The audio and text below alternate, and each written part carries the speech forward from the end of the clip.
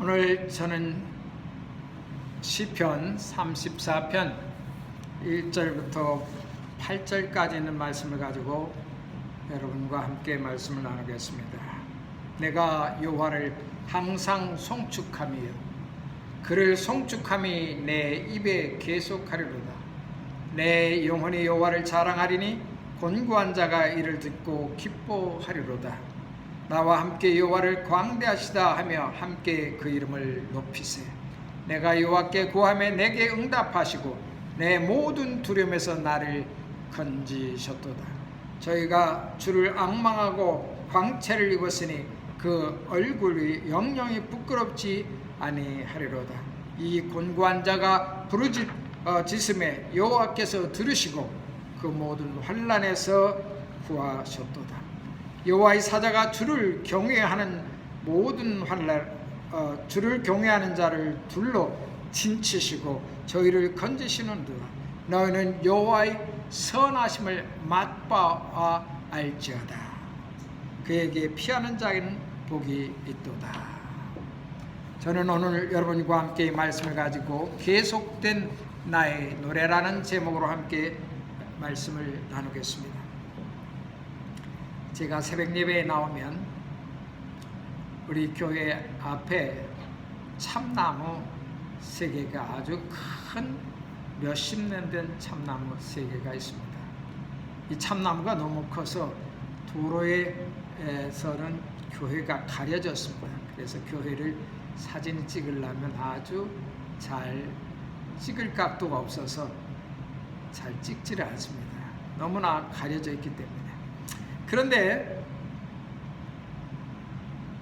아침에 와서 고개를 숙이고 묵상을 하면서 찬양을 시작하려고 하면 저보다도 더 먼저 노래하는 자들이 있습니다.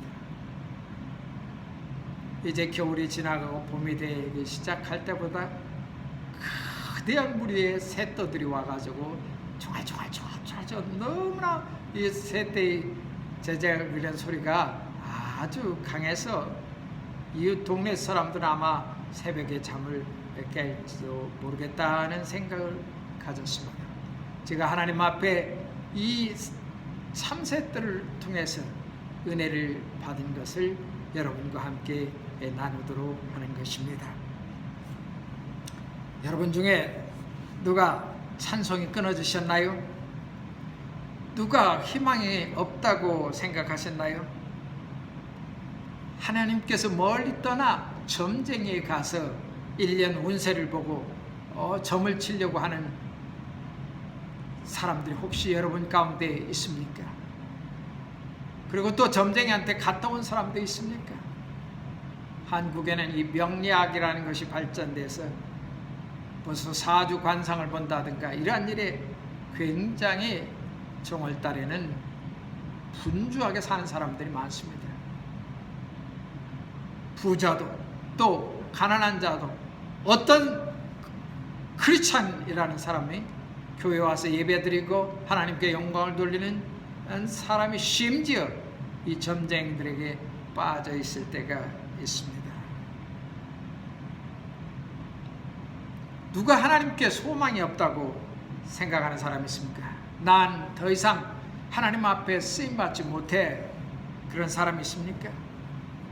노인과 바다의 작가 해밍웨이는 자살하기 전에 이렇게 말했습니다. 나는 전류의 흐름이 없고 필라멘트가 끊어진 전구와 같다. 그런 얘기를 하였습니다. 여러분 중에 혹시나 이런 분이 있지 않습니까? 기도를 해도 하나님은 응답하시지 않고 기도를 해도 내가 소망이 없고 믿음이 생기지 않고 하나님에 대한 확신이 없는 사람이 여러분 가운데 있습니까? 사람들은 조금씩 어려운 일을 당할 때 또 막막할 때 도피해도 희망이 없고 그 안에서 아무것도 어떤 기대가 일어나지 않고 내가 믿는 하나님이 나를 도우시지 않는다는 그런 생각을 그런 유혹을 가질 때가 많이 있게 됩니다. 그러나 오늘 성경에 나오는 다윗은 우리에게 큰 교훈을 줍니다. 여러분, 오늘 이 시편은 분명히 언제 어떻게 쓰여졌다는 것을 나오고 있습니다. 시편 34편은 아비멜렉이라는, 즉 블레셋에 있는 아기스 왕, 이 아비멜렉이 앞에서 만났다가 사건이 터진 후에 돌아와서 하나님 앞에 노래한 그런 노래라고 우리에게 소개하고 있습니다. 다윗은 전쟁의 영웅이었습니다. 여러분이 잘 아시는 것처럼 골리앗이라는 거인을 돌멩이 한 개로 그냥 명중시켜서 그의 칼을 뽑아내고 그를 목을 쳤습니다. 그래서 이스라엘과 또 블레셋, 이 사람들이 이 다윗이라는 이름에 벌벌 떨고 그의 명성은 온 이스라엘과 그리고 블레셋 군대와 그 중에 많은 다른 작은 국가들까지도 이 다윗이라는 이름은 모르는 사람이 없을 정도로 잘 전파되었다는 것입니다. 그런데 다윗은 골리앗을 죽이고 나서도 진퇴양난에 거하겠습니다. 동네 사람들이 다윗에게 이런 말을 합니다. 사울이 죽인 자는 천천히요, 다윗이 죽인 자는 만만이다. 그래서 사람의 민심이 다 다윗에게 흘러가게 되었습니다. 그러니 이 사람의 민심이라는 건 참 무서운 것입니다. 그래서 그 민심이 동네 아이들에게서 다윗이 죽인 자는 만만이요, 사울이 죽인 자는 천천히라, 그런 일이 나타납니다. 조금 전까지도 이런 명예를 가지고 사람들 중에 왕왕 이 작은 소년 다윗을 높이는데 사람이라는 그 명예도 돈도 순간적인 것입니다.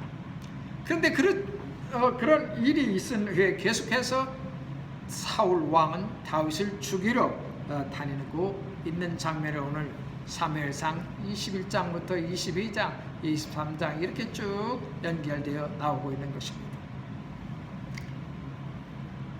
다윗의 명성은 돌멩이 하나였고 하나님을 경외하는 믿음 하나였던 것입니다.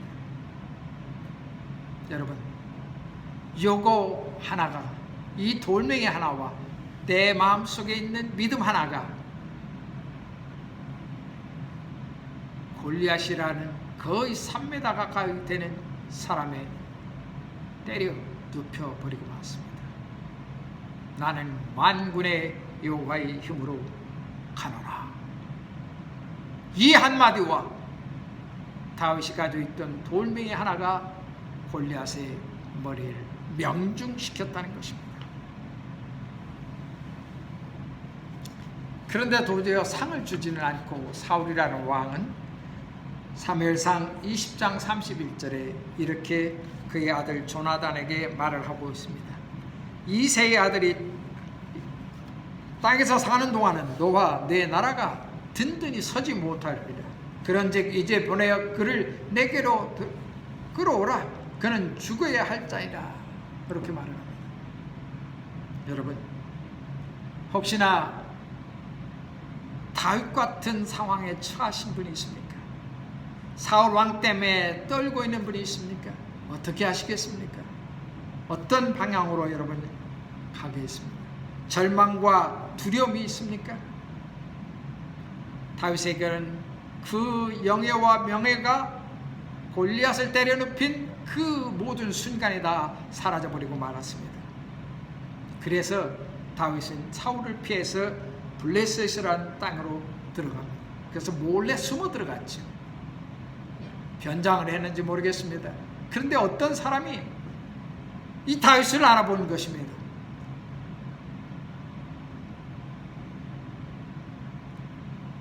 이 아기스 신하가 그를 알아보았다고 성경은 이렇게 말씀하고 있습니다. 그때 아기스의 신하들이 다윗을 알아보고 그를 붙잡아 아기스 왕 앞으로 데리고 가서 이 사람이 그 나라 백성들이 이 사람을 두고 춤추며 노래하던 그 땅의 왕 다윗이라고 말합니다. 다윗이 이 말을 듣고 심히 두려워하여 그들 앞에서 미친 척하며 수염에 침을 흘리자 아기스는 어찌하여 이런 미친놈을 내게 데려왔느냐며 다윗을 내어 쫓습니다. 사무엘상 21장 10절에 이하에 나오는 말씀인 것입니다. 다윗이 사울을 피해서 아기스, 여기 아기스라는 이름이 아비벨렉 아기스입니다. 이름이 외국 사람들은 길죠. 그래가지고서 아비벨렉을 만난 후에 아비벨렉에서 도망하고 나서 나온 후에 쓴 시가 시편 34편입니다. 그리고 시편 또 56편에 같은 시를 또 쓰게 되었다는 것입니다. 자, 다윗이 들어가 보니까 호랑이 굴입니다. 사자 입에 들어간 것입니다. 자기의 적 골리앗을 때려눕힌 이 블레셋으로 들어왔으니 이 다윗은 이제 어찌할 바가 멀어서 하나님이 다윗에게 지혜를 주었는지 다윗이 꾀를 냈는지 하여튼 꾀를 내기 싫어서 미친 사람처럼 말합니다. 침을 질질 흘립니다. 여러분, 바보가 되는 것은 아주 쉽습니다. 여러분 입을 한번 열어보십시오. 하고 입을 열어보십시오. 예, 한번 해보세요. 하면 그리고 거기다 침을 질질 흘립니다. 이스라엘 사람들에게는 수염을 길리는 그런 관습이 있었습니다. 그래서 수염이 있는데 거기다 거품을 부른 침이 줄줄 흘리고 대문에다가 낙서를 하고 찍찍찍 그리고 돌아다니니 이 아비벨렉 아기스가 이 다윗을 보고 저 미친놈을 왜 이곳에 들어왔느냐. 그런데 여기에 아주 증거되는 하나의 말이 있습니다. 그 나라의 백성들이 이 사람을 두고 춤추며 노래하던 그 땅의 왕 다윗이라 했습니다. 아직도 사울이 통치하는 이스라엘이 있는데 다윗에게 유대 사람들은 왕이라, 이스라엘 사람들은 왕이라 이렇게 하기 시작했다는 것을 말을 하고 이스라엘 왕은 이미 다윗에게 넘어갔다고 고백하는 것과 마찬가지입니다. 블레셋 사람들이 보기에 다윗은 왕이 되었습니다. 그 사람이라, 그러니 저 사람이 바로 골리앗을 죽인 사람이라고 이렇게 말을 하고 있는 것입니다. 여러분, 다윗은 사자 입에서 호랑이 굴에서 미친 채를 해서 간신히 빠져나옵니다. 그러면 성경은 오늘 이렇게 말씀을 하고 있습니다. 그가 쓴 시편의 34편 8절에 너희는 하나님의 선하심을 맛보아 알지어다. 맛을 보아 알지어다. 요즘 외국 사람들이 한국 김치를 굉장히 좋아합니다. 처음 먹어볼 때는 냄새난다, 무슨 마늘 냄새난다, 아주 썩은 냄새난다, 그렇게 말을 합니다. 여러분, 그런데 그 맛을 본 후에 점점점 그 맛에 사람들이 애딕트가 됩니다. 빠져듭니다. 그래가지고서 그걸 먹기 시작해서 요즘에는 미국에도 김치 먹는 사람들이 굉장히 많아졌다는 것입니다. 맛을 보지 않고는 이 김치의 맛을 알 수가 없습니다. 대한민국 지금 김치 파워에 전 세계에 퍼져버리고 말았습니다. 이와 같이 하나님의 은혜를 맛보지 못한 사람은 여러분, 하나님이 얼마나 위대하시고 광대하시고 높고 살아계심을 알지 못하는 것입니다. 맨날 돌멩이 깎아난 곳에 돌멩이를 사람 모양으로 깎아놓고 그 위에 금을 칠해놓고서 그것이 자기들의 신이다 저라는 자에게는 알 수가 없는 것입니다. 성령이 임하시지 않고는 하나님을 알 수 없고, 하나님이 기적적으로 이렇게 어둠에서 어려움에서 끄집어내지 않고서는 알 수가 없는 것입니다. 그래서 너희는 하나님의 선하심을 맛보아 알 것입니다. 하나님의 선하신 분이라고, 하나님 좋으신 분이라는 분을 내가 깨닫지 않고 맛을 보지 않고는 알 수가 없습니다. 태국에 가면 두리안이라는 과일이 있습니다. 그런데 이 두리안 과일은 굉장히 냄새가 꼭 아주 좋지 않은 사람 뒤로 나오는 냄새와 똑같습니다. 그래서 처음을 먹을 때 이 두리안은 아주 어떤 분들이 싫어합니다. 그런데 한번 먹고 나면 그 맛이 아이스크림 속에 있는 그 달콤한 맛과 너무나 동일하고 있는 것입니다. 저도 이 두리안 맛을 보기 시작해서 어디든지 가면 과일 가게에 두리안을 먼저 찾게 됩니다. 왜냐하면 그 달콤함과 그 부드러움과 그 맛있음의 맛을 알기 때문인 것입니다. 여러분, 하나님을 맛보아 알라고 성경은 여러분에게 간청을 합니다. 하나님은 우리를 창조하신 것입니다. 누군가 여러분 하나님과 교제하는 가운데 필라멘트가 끊어진 전구 같은 사람이 있습니까? 내가 옛날에는 밝게 빛나고 빛을 발하고 그러는데 내가 요즘 빛을 발하지 못하는 필라멘트가 끊어진 전구와 같은 그런 사람이 있습니까? 믿음이 점점 휘어지고 또 계속된 찬송이 없어지고 내 안에 할렐루야가 없어진 사람이 있습니까? 제가 1980년대 여의도 순복음교회 갔습니다. 그런데 그곳에 가니까 사람들이 만나는 자마다 할렐루야 합니다. 할렐루야가 인사했습니다.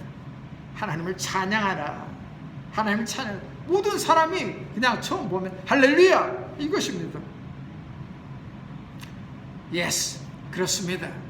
우리는 하나님께서 우리를 창조하신 이유가 분명히 성경에 기록하고 있습니다. 제가 새벽기도 나와서 새들이 짹짹짹짹짹 하는 소리에 대해서 서두에 여러분에게 말씀한 적이 있습니다. 참남에서 새들이 지저귀는 소리는 참으로 요란하지만, 그런데 갑자기 내 마음속에 머리를 숙여 기도하고 있는데 하나님이 저에게 이런 말씀을 하시는 것 같았습니다. 야, 저 새들은 내가 창조해서 내가 창조해 놓은 그 목적을 이루고 노래하며 내 귀를 즐겁게 하고 저렇게 떼를 지어 다니고 있는데 너는 내 입을 가지고 무엇을 하며 너는 무엇하고 있느냐?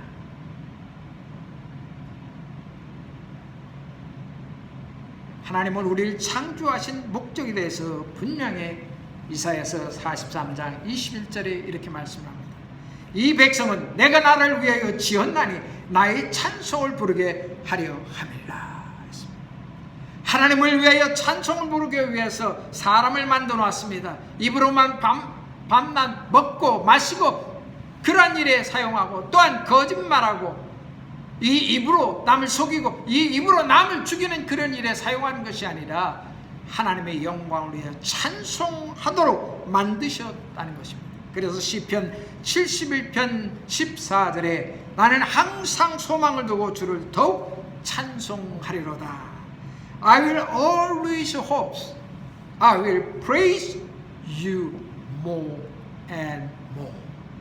항상 소망을 품었답니다. 어떠한 고난에도 힘듦에도 좌절에도 낙심에도 소망을 품어야 하나님께 찬송할 수가 있습니다.